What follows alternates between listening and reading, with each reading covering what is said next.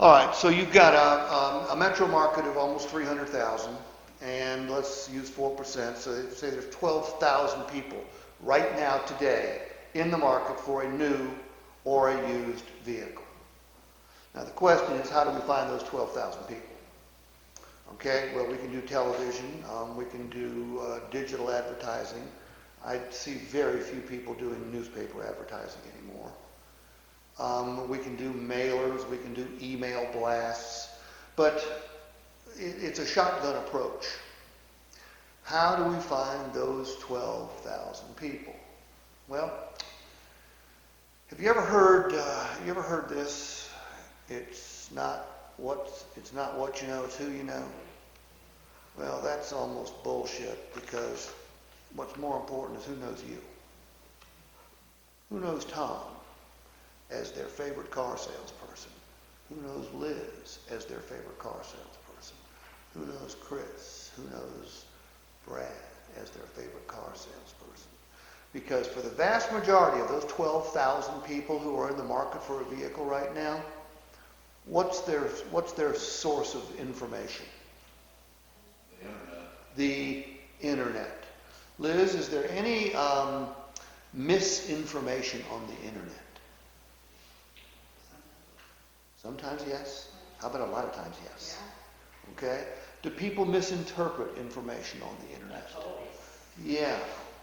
So ideally, when I as a consumer wake up this morning and decide that I'm in the market for a car or a truck, I know who you are. I know who you are. I know who you are. I know who you are. Doesn't mean I'm going to buy from you, because I might call and say, hey, Tom, you've stayed in touch with me over the last couple of years. I'm in the market for a car again. I'm looking for a 2020 Ford Explorer. Well, you don't have any 2020 Ford Explorers, so it doesn't mean that you're going to be able to help me buy a car.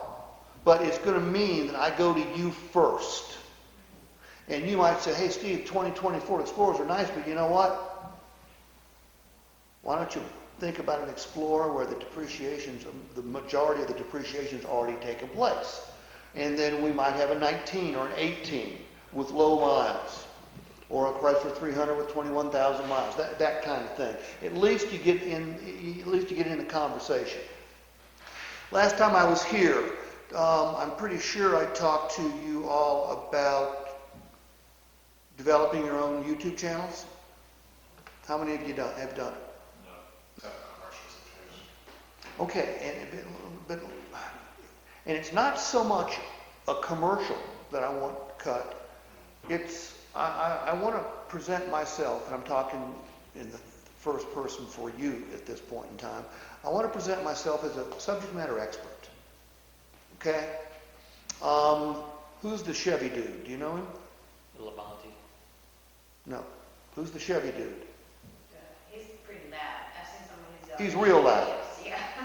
You know how many subscribers he has? 120,000. Yet the fact that he sells 35 to 55 cars a month from 3 surrounding states, because people come to him because he is a subject matter expert. He tells people just like it is. He says, I'm going to give you a price on the phone. I'm going to give you a price in email. Do not negotiate with me when you come in here. If you want to do that, find another dealer. He said, don't come in here shopping. You want to shop? Go to another Chevy store. Shop there. You're coming to see me, you're going to buy a car.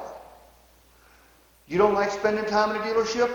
I will help you buy a car in 20 minutes. But you have to do your part. He's not selling cars.